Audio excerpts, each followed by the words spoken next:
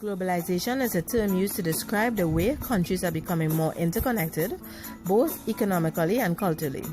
In other words, it is an international progress driven by trade, investment, technology, and finance. These factors have effects on the environment, culture, political systems, economic development, prosperity, and human physical well-being in societies all over the world. CARICOM, correlated to Caribbean Identity, is an organization that is made up of 15 nations which promote economic integration among members.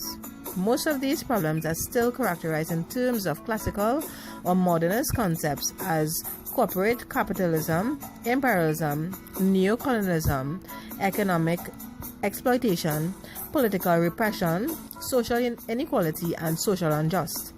I am adamant to the fact that Caribbean integration still have relevance for Caribbean development.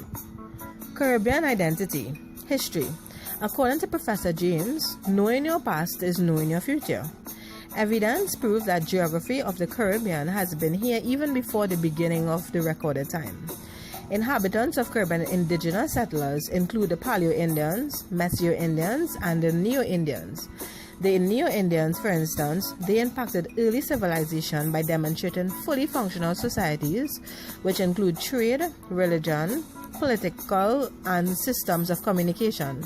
They were rich and culturally developed in social, musical instruments, religious festivals, amongst others.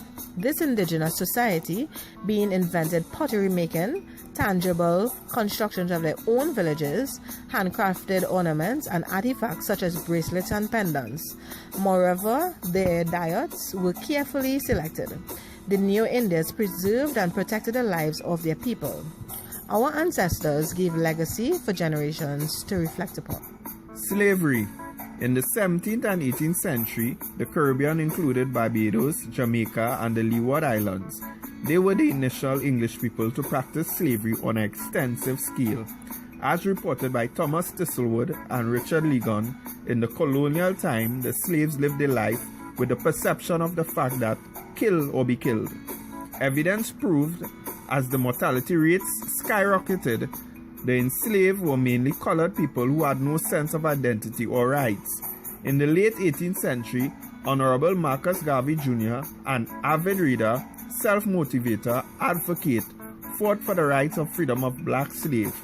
His inspiration demonstrates education as a social construct to propel independence toward the Caribbean nation. He noted that in our post-colonial society, many people are comfortable to live in poverty and dependency syndrome. This cognition has been passed on even stronger to the 21st century. Nevertheless, Garvey found motivation through education, which portrayed revisionism. Impact of integration in the Caribbean.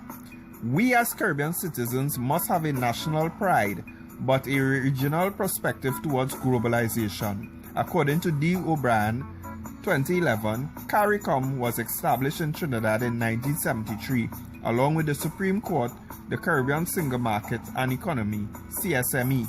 Relating to the pre-colonial education, the diaspora consisted of reading, writing, poems, simple maths, and prayers.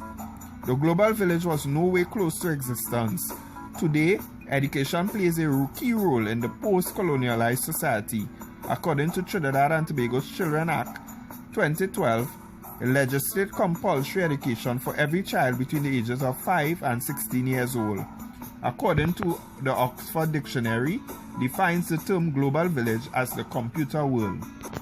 Global village has its benefits and ill effects. Benefits, according to researcher, proves efficient global trade, that is example sky population, holds area routes and satellites. Ocean population holds crossway cables and mega routes, not forgetting our land has pipelines with oil and gas supporting our countries.